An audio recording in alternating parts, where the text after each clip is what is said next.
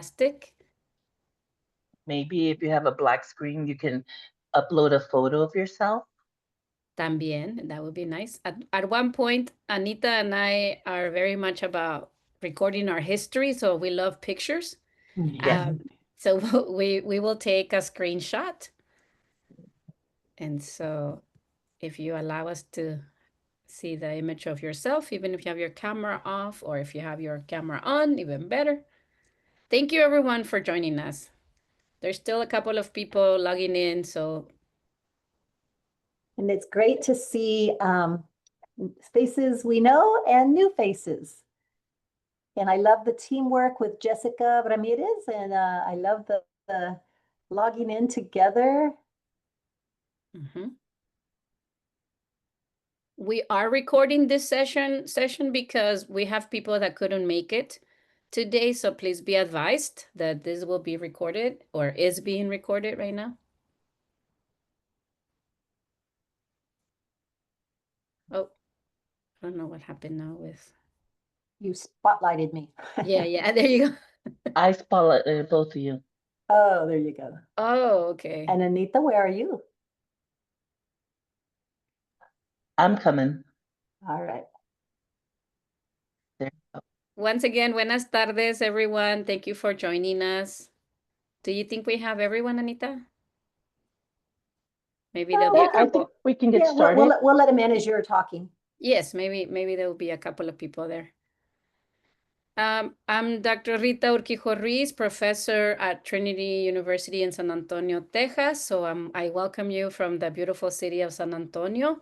And we wanted to begin with a brief land acknowledgement and also to ask you if you know, I just put a link here for everybody. If you don't know what indigenous lands you are living in, you can click on that link that I attached there, and then you can tell us on the chat, where are you from? What indigenous land are you inhabiting currently? And so let me begin by saying that we acknowledge the San Antonio River as Yanaguana, spirit waters in Pajalate, as the source of life for this city, and commit to protecting her, all her tributaries, and connected waters. We acknowledge this place known as San Antonio, Texas, as the ancestral homeland of the many Native American peoples identified as Coahuiltecan by the Spanish records. And these peoples include the Acana, Bados, Baracome, Borrados, Carrizo Comecrudo, Chaucuán, Coaja, Cucusa, Yancapo, Huacapa, Huacacatya, Hiaucuán, Humanos, Carancagua, Manos Prietos, Nepacha, Impande, and many, many more. We acknowledge the area now known as Bejar County and being inhabited by over inhabited consistently for over 14,000 years by Native American people who left their mark as stories on rocks, as rock art, petroglyphs, for remembrance as the codes of storytelling and timekeeping. Thank you so much for putting in the chat where you are in the indigenous lands that you are inhabiting. And so my job right now is simple enough to get started, and then we're going to have Anita and Dolores go do a deep dive into what it is that we're doing with this special issue of the Chicana Latina Studies Journal. And so now let me go ahead and switch gears and do a very brief, a couple of comments on what is Chicana Latina Studies for those of you who don't know. And so Chicana Latina Studies is the journal of MALCS, Mujeres Activas en Letras y Cambio Social, and it was reinaugurated in 2004. We publish our gente, right? Chicana, Chicano, Latina, Latina, Latinx, as well as Native American, gender nonconforming individuals, etc. Just like the MALCS definition says on our website. And the idea of starting the journal again in 2004 was to establish a very specific place where we could publish our own gente. And so we have a phrase that we like to repeat often for those of us who have been on the board of Chicana Latina Studies, which is cite e malcista, right? So how do we create scholarship and then also support each other through our scholarship by citing each other? Traditionally, the journal has been at a different university for like 5 years, sometimes 3 or 7 years. And these campuses provide a home for the journal. And we have one lead editor. Sometimes we have co-lead editors, but then we also have an amazing colectiva at each one of the campuses that the journal has been at. Currently, it is with our familia over there in Las Cruces, NMSU Las Cruces, New Mexico State University Las Cruces, under the leadership of none other than Judith Flores Carmona, and a wonderful colectiva that has been helping us to create every issue every semester. And so if you are part of the MALCS colectiva, I mean, of the MALCS Mujeres Activas en Letras en Cambio Social organization, you receive a free copy of the journal each semester. I am going to say it right now that if you are thinking about submitting something to us, please become a member of Mujeres Activas en Letras y Cambio Social. We really want to make sure that we are supporting not just the journal, but also the organization. So it's going to be imperative that you are a member of MALCS for us to go ahead and move forward. Throughout the years, the journal has been in California, and now it's in New Mexico, as I mentioned. It's been here in San Antonio at UTSA as well. We're not 100% sure where exactly it's going to go after this, but we are sure that it's going to be a wonderful home. And every so often, the journal allows us to do a special issue. And so that means that you have one or two, in this case, 3 editors or co-editors, that the person that is leading the journal allows us to lead a very specific topic. In this case, you're going to hear all about this topic of Muxerista Femtorship. And so, as I said, Anita and Dolores will do a deep dive into all those details. And they will also mention specifically, but I want to highlight the fact that we're very excited that we will take submissions in English, in Spanish, and in Spanglish, for those of you who feel more comfortable blending the languages together. And so that's going to be it for me for now. And then we're going to go ahead and have, I'll be leading the question and answer section as well. And so welcome, everyone. Gracias. Gracias, Rita, and thank you everybody for coming. I'm really excited to see you all. Just a reminder that we're recording so that we can make it available to you all and anybody else who wasn't able to make it today. And if there's anything that we share, of course, we are happy to share with you all as well. I'm going to talk a little bit about the purpose and the goals of the special issue. Maybe I should go ahead. Some people are visual learners, so I'm going to go ahead and share the notes that I have here. So the purpose, let me make it bigger. Thank you. The purpose and the goals of the special issue are to center femtorship as feminista, mujerista praxis.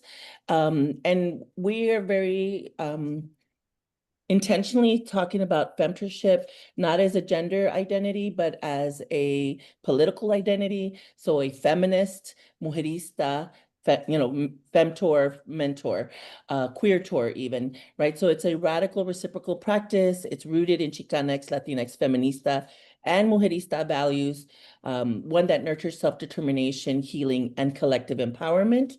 We also want to challenge traditional mentorship models, offer transformative alternatives to hierarchy and exclusionary mentorship models by showcasing all the way that femtorship can affirm identity, resist institutional violence, foster belonging for women, queer, trans, joteria, and gender nonconforming people. Make sure that hold on, you can hear me okay? My speaker changed. You're okay? All right. We want to make sure that joteria, trans, and gender nonconforming people know that you will be centered in this call and in this special issue. So please Give us all your joteria wisdom in your femtorship relationships. We want to highlight intersectional leadership, and we want to make sure that people know the different ways that we're contributing to leadership, development, academic persistence, survival, and even our activist trajectories. We're also trying to document our experience, and like I said, our collective wisdom. Like, there's so much wisdom that we have in the ways that we've navigated the institutions that we exist in, or even the communities and families that we experience the isms and phobias in. So we want to collect those testimonios, the counter stories, the case studies, and creative work that document the personal and collective experiences of femtors and femtees across education, art, and community spaces. And then finally, we want to build intergenerational and cross-movement solidarity. So it's not just Chicanas and Latinas, testimonials and experiences that we want to invite, but we want BIPOC, Black, Indigenous, people of color to feel welcome to talk about their own experiences with Chicana Femtees, Chicana Femtors, or being honorary Muxerista Femtors, for example. So we would love that to be a part of this. And then why Femtorship? Because we are embodying these values, such as mutual care, community accountability, and radical love. And we want to make sure that people know, like, this is a very different style and experience of femtorship and quote mentorship. And we also want to root all of it in liberatory pedagogies and ancestral knowledge. We are inviting scholars, artists, educators, healers, brujas, and organizers to tell us your stories with femtorship and with growth and survival in and outside of the academy. So Dolores, do you want me to stop sharing? Yeah, you could go ahead and stop share, I think. Okay, again, we're thrilled that you all are here. I just want to go into a little bit of details, and since we have La Mera Mera Judith Flores Carmona, if she has anything to add on some of these logistics, I'm going to ask her to jump in. But one of the things, and Anita just talked a little bit about it, is that the kind of the themes and the dimensions, or really the formats that you might submit. So we are very open to different kinds of formats, meaning maybe it's a personal testimonial, maybe it's a case study, maybe it's research-based, or if you're thinking really about how we might conceptualize femtorship, maybe it's a conceptual piece. We're certainly open to creative writing and poetry, if that is a way to talk about this notion of femtorship. So really open to a wide range of submissions, types of submissions. On the maximum end, we're looking at 4,000 to 4,500 word count. That's about 16 pages double space, so a little shorter than most articles that are 5,000 to 6,000. We hope that means that we can squeeze a little bit more in, but we do have a page limit with the journal.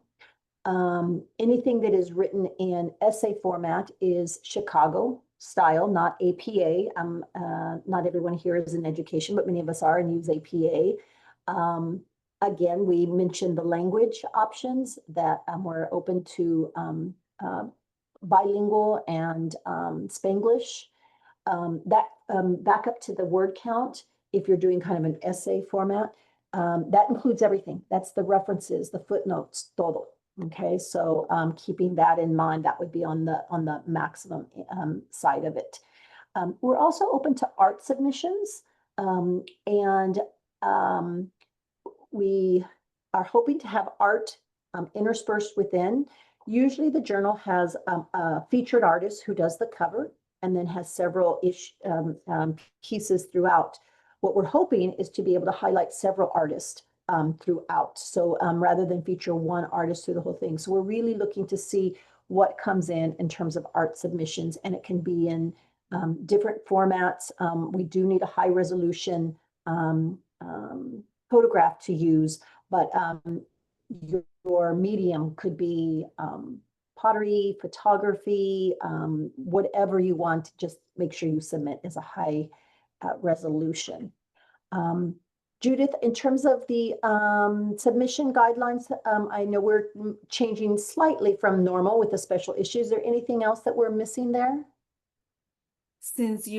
Buenas tardes. Since all of you are, since you're seeking several artists, I think it'll be tricky. So maybe we can have a separate conversation around that. But usually we want high resolution photographs of the art. And we usually feature 5 to 7 pieces in each of the issues. We do have an artist agreement that will need to be signed by folks who contribute. We usually pay the artist, but I don't know how you want to deal with that if you invite several pieces. If the art is within the article or essay or creative work, I think that doesn't count as being art by itself, right? So I think that you want to keep that in mind. Lastly,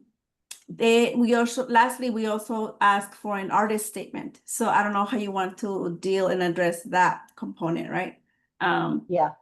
And we will put that up onto the call, and probably what we'll do, and again, when you have a conversation, Judith, is do a much more shorter artist statement, particularly if we have multiple artists that accompanies right next to that piece of art.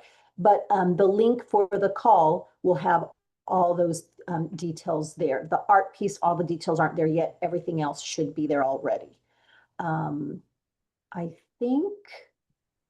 I think that's all I have. What I'd like, I want to turn over to Anita, who's going to talk a little bit about an example of kind of femtorship that we've been talking and thinking about and writing with some students at Cal State LA, and hopefully this will push them and us to keep conceptualizing and talking about our experiences.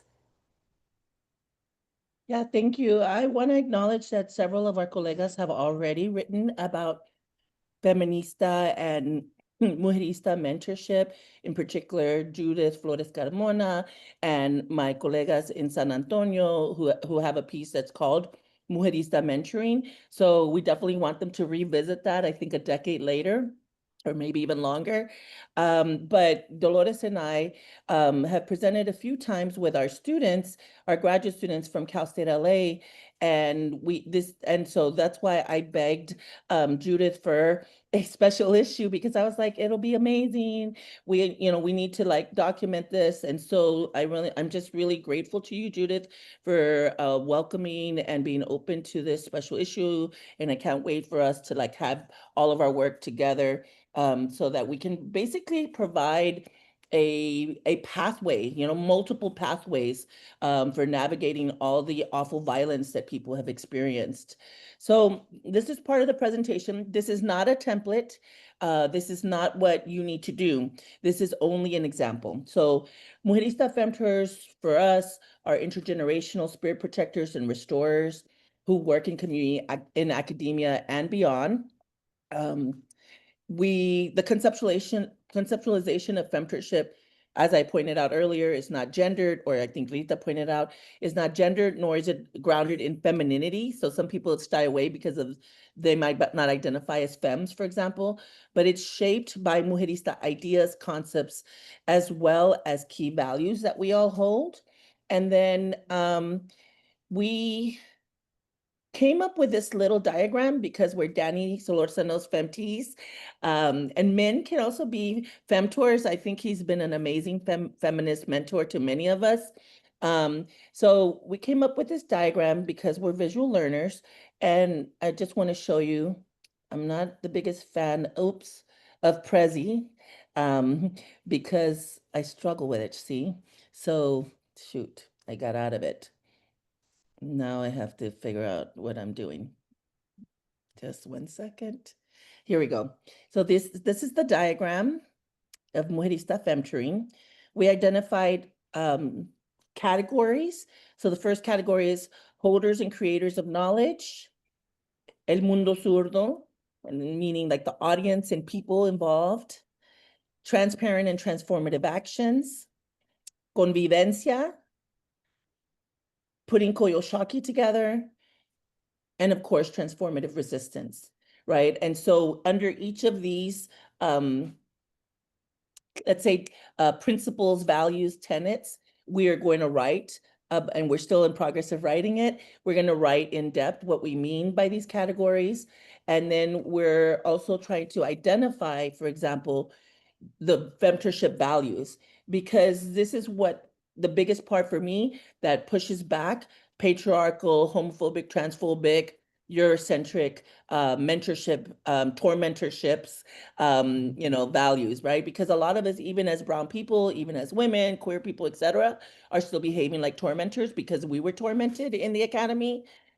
So we want to make sure we put kind of call it out, call it in, and offer people a different perspectives. So we started with this, and this is also rooted in my own work in Mujerista pedagogy, but love, fun, and compassion, a Mujerista sensibility, right? Dolores' work in Feminista, so Feminista sensibility, reciprocal and sustainable relationships. That's another part that really depletes us, where we're not in sustainable relationships, and mutual growth and learning authenticity. And of course, like when we did this presentation, we asked people, what is femtorship to you in one word? And so many people had their own definitions. So that's what we're asking you, like, what is femtorship to you? What has been your experience? Have you collected data? Like, please share it with us. And I'm done with my part. And so let's remember that this is not exclusively, as my colegas already mentioned, not exclusively academia, right? You also have other femtors, other Mujerista femtors and mentors in the community, in the art world, in wherever you exist. And so I could definitely envision some pieces from family, right? Relatives, perhaps our own mothers, our own grandmothers, or artists in the community that have also guided us with love, with compassion, with care, etc. So we're gonna go ahead and let's do a picture before we forget. Let's go ahead and do a photo, a screenshot. So if you feel comfortable opening up your camera, I'll give you a couple of seconds to do so. If you don't, that's fine. And do we need to stop spotlight, Anita, so we see everybody? Can you go ahead and let me stop spotlight. Okay. And then, Rita, right before we start questions, I just had one more thing to add, but let's get our Okay. picture. Let's get our picture taken. And so I'm gonna count, and do not look at yourselves, look at the camera, right? So that you can see it. Okay, I still see a couple more cameras coming up. Okay, are we ready? Anita, I think you're still spotlighted. This is awkward. Just kidding. Hold on 1 second. All right, go for it. There we go. Ready? Okay, on 3. Look at the camera. 1, 2, and 3. Una más. Hold on, because inevitably someone closes their ojitos. 1 second. Oh, no, wait, that one's wrong. Hold on. Una vez más. I'm gonna set it up. So look at the camera. 1, 2, and 3. Gracias. Okay, Dolores, you were gonna add? Yeah, just one. Put no ice in her picture. Just wanted to add, I guess, a reminder, because we say it in the call but when we refer to Chicana X, Latina X communities, for our purposes, it is always inclusive of Indigenous, Black, Afro-Latinas, Asian, and other Latinidades. So just want to make sure we name that, we say it in the call, but we hadn't reiterated that here. So there might be pieces that are looking at these particular communities or across multiple communities. So just wanted to add that. Great. Anita, there's a request if there's a way of getting access to the slides that you shared. Yes. And, and if you use them, maybe just cite them as a presentation from MALCS. It was a MALCS presentation. And of course, we will be expanding on them. Okay, so at this point, we would love to open it up to questions and answers, discussion, any comments, any concerns, preoccupations, excitement.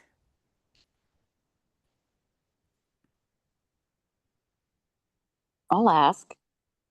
Who's speaking? Let me see. Oh, Teresa Ugar. Okay, go ahead, Teresa. Hi, Anita. Hi, Dolores. Hello, hello. You know what? How many do you think you're gonna? I mean, it's so wonderful there's 36 on here. How many are you going to be able to submit? I mean, or in terms of the volume itself, I'm just wondering, do you have flexibility in terms of the submissions, or is there something that, yeah, that's my Yeah. question. I'll Thank you. answer. Dr. Flores Carmona has her hand up, and I think she can give us a clearer answer. Oh, you way to put me on the spot. I was going to comment on something else, but Oh, okay. I think if we discussed the possibility of having volume 1 and volume 2. So that could be a possibility, but of course they are the guest editors and they will get to determine. I think that hence why they are reducing it from the required 8,000 words that we have with the journal to half of that, to be more inclusive and creative with all of the work that it's going to come. And because they're already including the creative work, we won't have a creative writing section specifically for this issue, right? And the last two issues that we have had, I have my amazing GA here present, one of them, Katia Makiboy-Holguin. They have been pretty thick. If you receive them in the mail, they have been full of amazing content. The contributors do get 3 free copies of the journal when you publish with us. And we used to have a 3-year embargo on all of the publications, and we reduced it to 1-year embargo because we know that these works. This is the premier Chicana Latina Studies Journal in the world.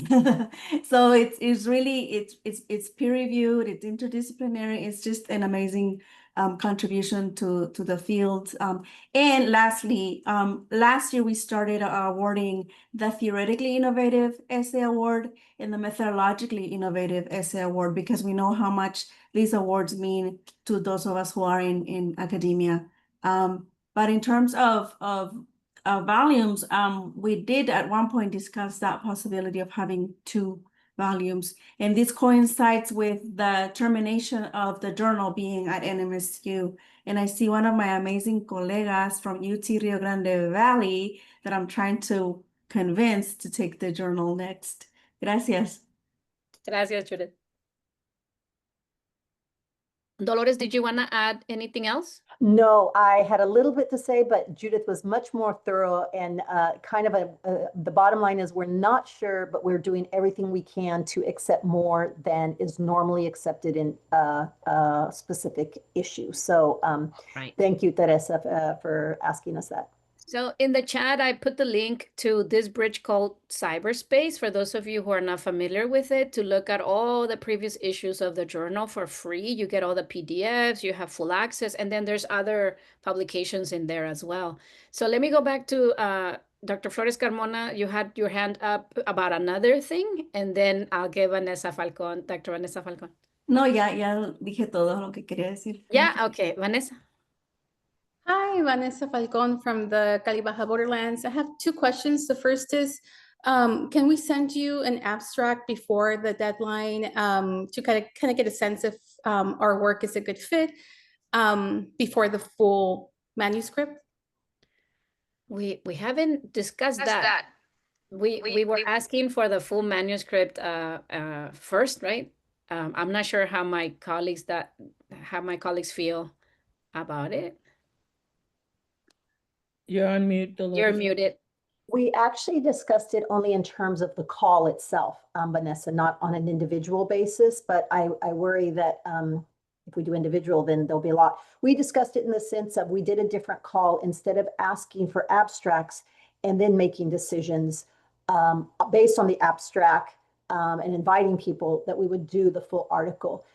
It kind of saves a step in between and also not knowing, like sometimes a real small abstract, if this is the way the call was, a real small abstract sounds wonderful, but people aren't very far along in actually having that completed, 2 months down the line. So we did discuss that we wouldn't make the call be for abstracts. I think we're leaning towards that just because once we say yes to one person, then a lot of abstracts come in, and we haven't included that in our timeline. We've laid out a very detailed timeline for ourselves, getting the reviewers.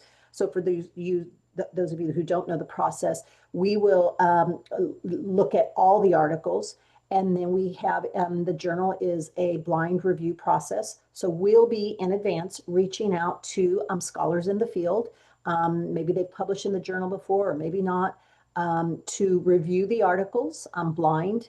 And I believe we have 2 reviewers for each article. Then those come back. We will look at, synthesize, and make decisions based on the blind review. So because of that timeline, we kind of thought like, ooh, the step of the abstract adds a lot more in there. Thank you. I'm sorry, Vanessa, is there something that we can answer more specifically that you were considering regarding your question?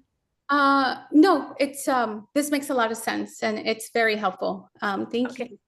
Great. My second question is on the topic of mentors and how they can also be femtors. So my follow-up question is, can men be co-authors if they are femtors?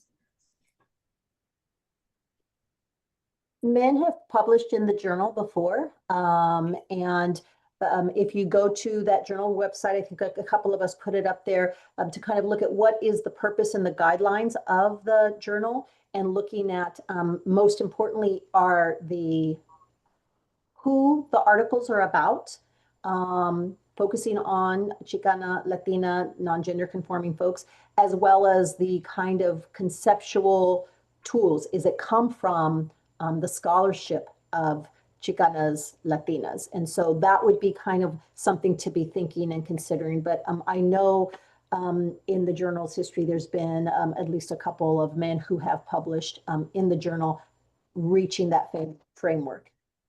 Okay, thank you. And also on the topic of men, we want to make sure that folks know that joteria have also been included, right? And so again, if the work is focused on joteria and mujerista femtorship and takes a deeper dive into joteria, I imagine that there will be men, trans, non-binary people that will also take that option to share their journeys. I think on the question that Vanessa just posed, I have a question back to Judith. Judith, men that are considered not binary or not trans, are they still able to be members of MALCS? Well, members of MALCS is different than becoming a member to submit your work for the journal. Right. So to submit your work for the journal, you do have to become a member. And as long as, I just put it in the chat, as long as you are meeting the MALCS mission, read it carefully. It's on the MALCS homepage. Like, there's no problem. It actually, last year, one of the first essay award winners was a cisgender man married to a woman. So please don't feel like we're not exclusionary as long as you are meeting the mission for the purpose of the scholarship, right? How are you advancing the mission and goals of the journal and of the organization? Thank you. Marisa? Hi, everyone. Thank you for holding this information session. I missed the first half, unfortunately, but so I'm sorry if I ask you to, if you repeat something that was already covered. But my question was around art submissions. I was just wondering if you could talk a little bit more about that. I don't have any specific questions other than I was a little bit curious about like how many art submissions you tend to get and how many you select. So in previous issues that are not a special issue, there's 5 to 7 images plus the cover, and it's one artist that is highlighted usually, or a colectiva if it's a colectiva. In this case, we're hoping that we follow the number of images, but we are not necessarily going to follow the process that is highlighting only one artist, right? And so we're going to have to discuss more in detail what we mean by these art pieces. My hope personally, and I shared it with my colegas, is that we get the submissions, and from there, the 3 of us select one person to have the cover. And then the other pieces will be part of the other pieces of the journal, perhaps even separating the sections different sections of the journal itself. And at this point, we're really open to two-dimensional, something that can be photographed, right? And to have a really good high-resolution image of the art itself. So it could be photography, it could be anything else. Sometimes it's even doodling, right? If you're familiar with the Gloria Anzaldúa archives, she had a lot of doodling and it was wonderful. If it's a tattoo and you take a picture of it, I mean, I don't know. We're trying to be as inclusive and as open as possible when it comes to the creative pieces. Very cool. Thank you. Yeah, thank you. Anyone else? Wendy. Hi, hola everybody. Yo tengo two questions. The first one is there a limit? I guess I can give the example. So me and a couple of friends are excited about submitting a specific piece. And, as we've been thinking about it, one of my friends, she thought like, oh, I think it'd be cool to submit something specifically that she does separately. So my question is there a limit as to, for example, if you are included as an author in one, can you submit another one, or can you only be a part of one in terms of submissions? Anita or Dolores, I have some thoughts about this, but I'm wondering if Well, I think mine are thoughts right now. So the three of us haven't discussed, Wendy, so I'll throw my thoughts out. Back to the very first question that Teresa, you got asked, how many will we actually be able to submit? A lot of it's going to depend on the numbers that come in. Clearly, we want to spread the joy and publish as many people. If we were, short on articles, which I don't think we're going to be, then there'd be more of a possibility. Also, I think you're talking different things. If somebody does something as single and somebody's part of a colectiva of authors. And so right now we haven't discussed, we don't have a hard cut rule. We'll have to kind of think through that. And I don't know, Rita, you have some thoughts you said. I think you should submit however you want to, like however many you want to, and then we decide, right? Because it might be a good opportunity for you to be part of a creative piece, but then also have the more, I'm just gonna say non-creative, if it's like academic or if it's something like that. But kind of like when you think of a conference, we don't want people to be hogging the presentations, right? So we don't want like Dolores Delgado Bernal to have 3 or 4 sessions in a given conference, right? Although of course, yeah. Does that help you to kind of think? Yeah, it does. It does. I was trying to decide, like, because when we were talking, she was like, so should I still be a part of it's a colectivo, like, should I still be a part of it or not? So this helps. Thank you. Gracias. I think this person should, yeah. And your second question? La otra, actually, no, I think it was related as to if there's a limit as to the number of authors that can be in a colectivo, for example. But it sounds like no. Yeah. It doesn't seem like it. Okay, gracias. Thank you. Gracias, Wendy. ¿Alguien más? Ana? Oh, sí, Ana. Hi, everyone. I'm so excited about this call. Hey. So happy. I have several questions. One is if you can remind me when the deadline is. The other one is if we are publishing in the as a collective, does everyone in the collective need to be a MALCS member? Yes. Okay, perfect. And then the third question was for things that are in Spanish or Spanglish, do we need to provide a translation? And is that also part of the word count? You don't have to, but if you are capable of doing so, that's gonna count against your word count, right? So you might want to be careful with the limit of the word count, with the understanding that the pieces are going to be edited in the language, right? So I'll be in charge of the Spanish and probably the Spanglish as well. So it's up to you how you want to do that. If it's a shorter piece and you want to provide the translation, that would be wonderful. But if you're on the word limit, you may not want to. Does that help you? Yes, thank you. And the due date is on the chat, the 2nd of September. I'm so excited to even imagine like the types of submissions that we're going to get. And I don't believe that we have had too much Spanglish in the journal itself, right? So this will be exciting to be able to include. We've had some creative as well as academic pieces in Spanish, that's for sure. But the idea that we're using Spanglish, that's even awesome. And it is a very feminista praxis kind of approach to the editorial work that my dear colleagues do, my dear Femtor Dolores, of course. I encourage you all, like, given that this is such a beautiful group of people and very diverse in terms of, I assume, backgrounds, writing groups should help you creating writing groups so that you can keep moving to get this going. I think might be a good idea. So as someone that co-authored a book on writing, I wanted to say, don't write alone, right? We don't want. Hello? Try not to write alone. If you can share your writing before you submit it with someone else, at least one more person, colega, amistad, right? Whomever, even your own femtors and mentors, and to get feedback, right? Before you do that. Writing should always be in comunidad as far as we're concerned.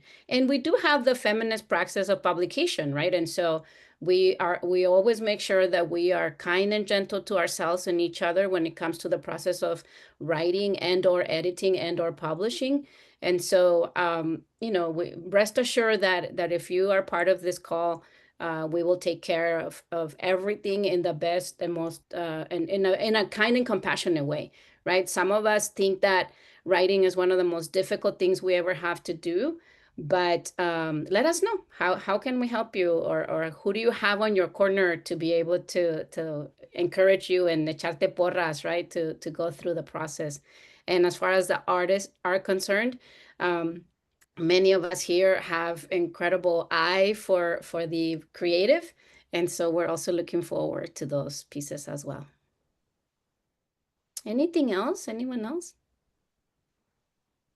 Nancy? Yes. Hola. Buenas tardes. Good afternoon, everyone.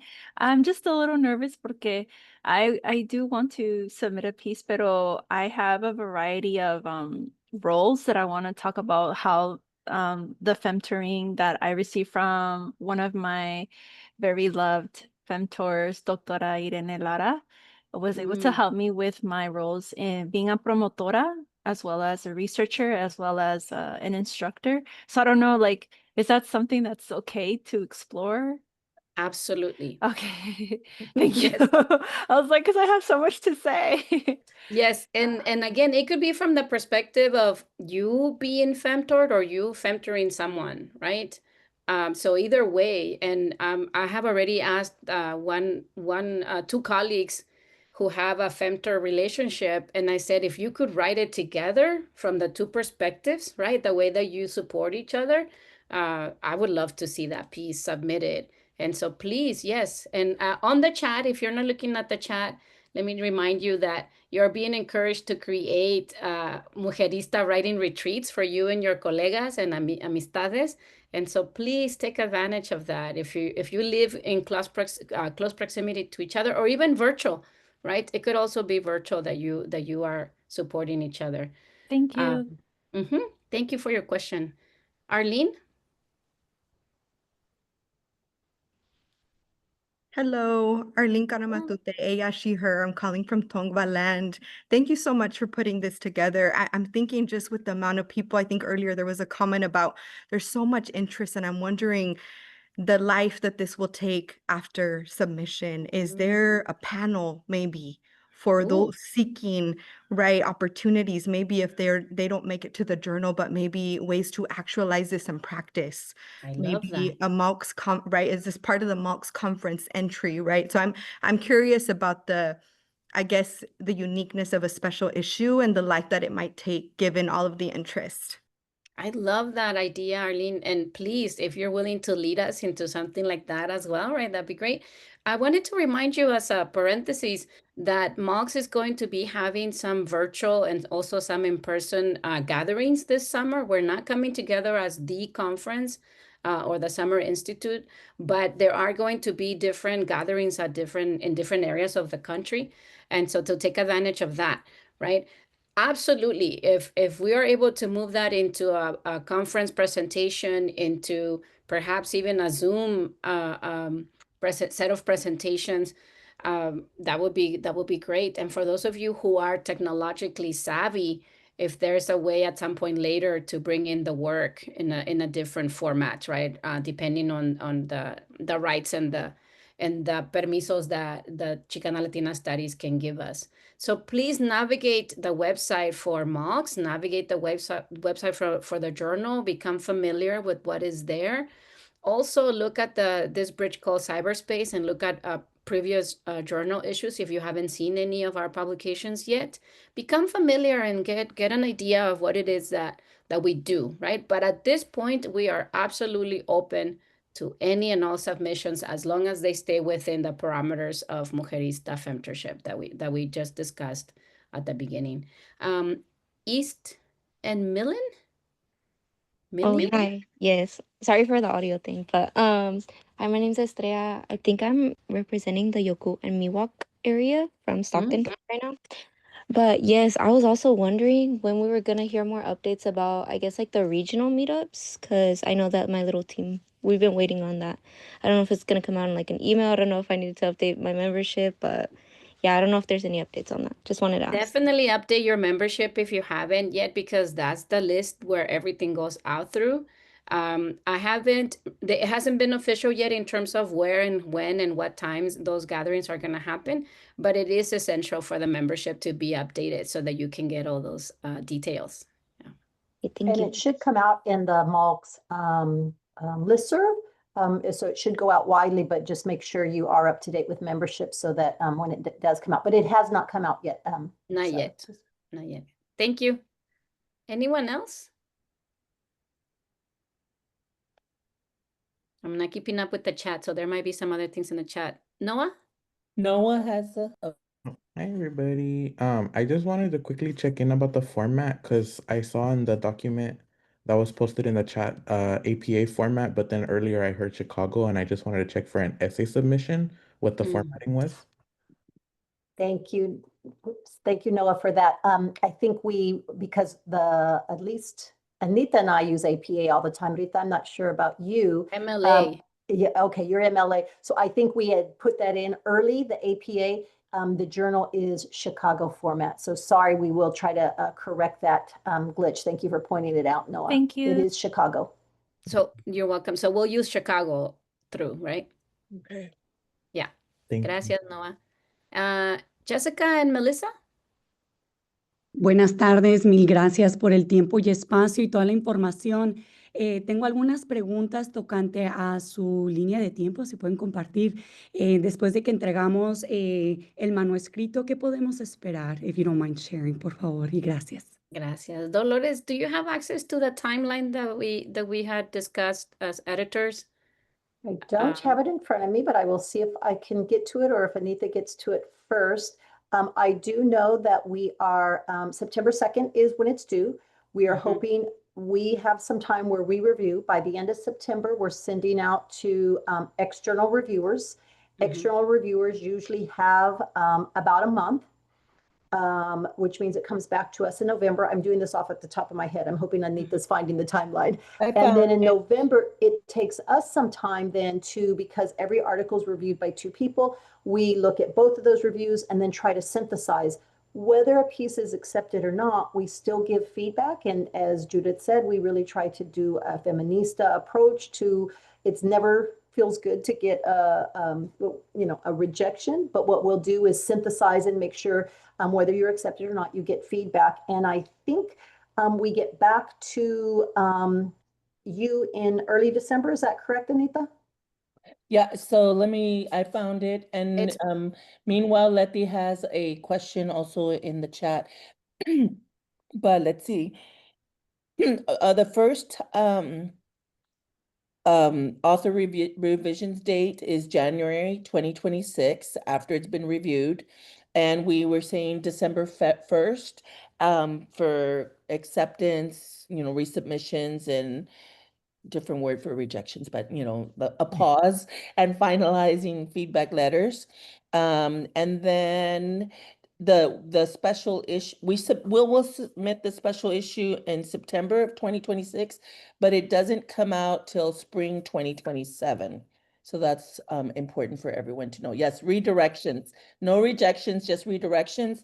And then also Judith said that if your publication doesn't, if your essay doesn't get published in the special issue, it can also be submitted directly to the journal, who has an open call as well annually.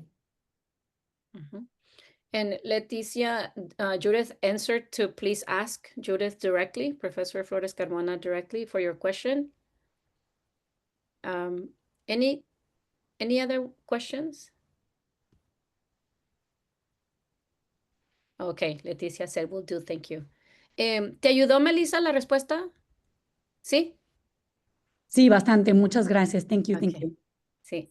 Y pues como parte de la tradición feminista de escritura, ¿verdad? Vamos a tratar de tener todos esos puntos en la línea del tiempo con mucha conciencia, ¿verdad? Con mucha conciencia. Perfecto. Mil gracias. Sí. Nada. Can I ask? Yes, it's Teresa Teresa Yugar. When will we have access to the recording so we can share it with others? Yeah. So and how? You're lucky that you know me, Teresa. So you Oh, can yeah, just send me Anita. an email. I will send it to you as soon as I get it. You're And the I put best. my email in the chat. Please feel free to email me for it, and maybe I can share it with Judith so that way we can, I don't know. I was thinking of uploading it to YouTube and then having a YouTube link, if that works. And if That we would could be put great. that, if we could put that link just on the call so that when people read the call, Yeah, they can and go then to it'll that be link. in the call. I'll put the link in the call. So I'll do that all this afternoon. What was I gonna tell y'all? Also notice that I'm using due date. We are using due date instead of deadline, because deadline has dead in the word, and that's probably villain origin story of deadlines, which my partner pointed out to me, and I always think about that. So there's due dates, and there's redirections, and there's like loving feedback. And I don't know if we'll do another informational, but maybe we'll have another informational at some point, especially with folks who get redirections or resubmissions, because we would like this to be a collective restoring experience for you all. I personally am on a Muxerista writing retreat right now with my spirit protecting teams, and it's been really beautiful. I haven't done that much work, but I feel like this is the way to do it, to be supported with each other so that when the writing flows, like you feel ready for it. Anita, thank you for mentioning language and how it relates to language. I have never liked the phrase blind reviewers. That's also ableist, right? It's definitely ableist. And so if we can say anonymous reviewers, it would be a little bit better, right? I like that. Anyone else? Any other questions or comments, concerns?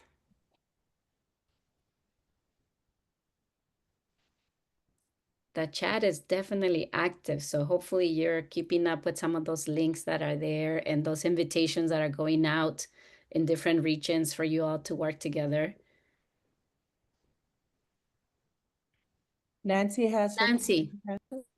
Sí, it's okay, no worries. It goes without saying, pero nada más I just want to make sure, because es mi primera vez, so I'm a newbie. Soy Muy una bien, bebé. bienvenida. Sí, por ejemplo, si en dado caso que yo quisiera escribir with my professor who has been my femtor for a while now, together, si fuéramos a write together, ella también estaría también en el manuscrito, ¿correcto? Correcto. Okay, perfect. Thank you. Y Gracias. asegúrate, por favor, de que también sea miembro o miembro de MALCS, ¿verdad? Para poder estar. Okay. Gracias. Bueno, de nada. Mira, te están echando porras. You got this, Nancy. My corazoncito. Gracias. This is what MALCS is about, right? It is about supporting each other and making sure that we are there for each other. ¿Alguien más? Any other questions or comments, concerns, excitement?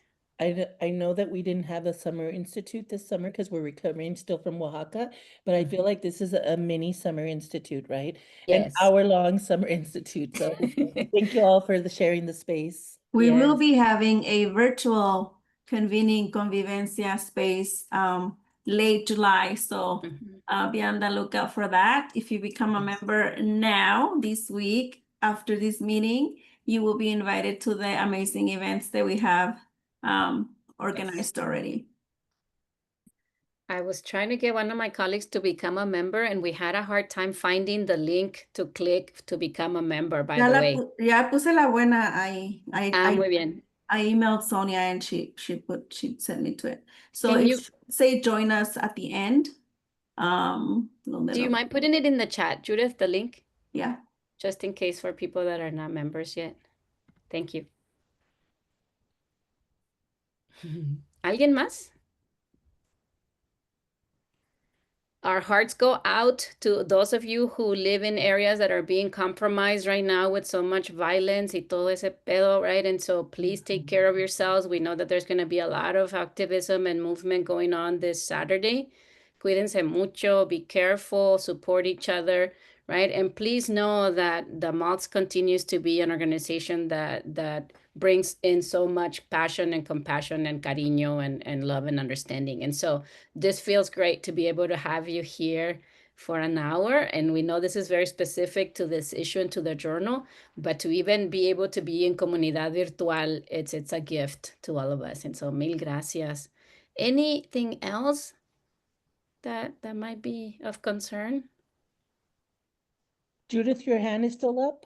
Yeah, so just in case, for whatever reason, if you are a student or a community member specifically, not those of us who have a job that are academics already, if you need assistance covering your membership, you can write to our amazing membership coordinator, and her information should be on the website. And there might be help for you. So if you cannot afford the $45, that's a possibility. We have had scholarships before. The membership donates for scholarship for community members and students in particular. And so please, yes, don't be shy about asking us for support. We'll be happy to hear back from you. ¿Alguien más o algo más? Gracias, Nancy. Nancy says, I was able to get a scholarship when I was a student and it was great. Smiley face. Yes, that's what we're about. Supporting each other. It's 1:59, so I think it's okay to call it to a close so that we can all start brainstorming for our articles, art pieces. I just want to extend lots of love. I know it's a really awful time right now for so many of us, and yet we're like holding on to our love and our joy and our hope and our pleasure and our comfort. So for those of you who aren't feeling that comfort and love right now, I want to extend the love that I feel right now. I'm very full of love. So I want to extend that to you, and I want to ask you to like feel that, and it's like coming in waves and circling you and protecting you. I want to thank your moms and your grandmothers, your great grandmothers, your ancestors. And I want to like forgive the patriarchs and the homophobes and the transphobes. And I want to forgive the people who thought assimilation was the way to go, the people who told us to be quiet, the people who stopped our shine. And you don't have to forgive them if you don't want to, but I just want to extend grace to them and understand that we've been through a lot. Our people have been through so much. So thank you all. Take care. Gracias. Cuídense mucho. Be kind to yourselves and one another. Thank you, everyone, for sharing this Gracias. space. Cuídense. Hasta luego. Wow. OMG. We're still Amazing. recording. Oh, It's okay. Anita, do you have a minute? And folks on the call, do y'all have a minute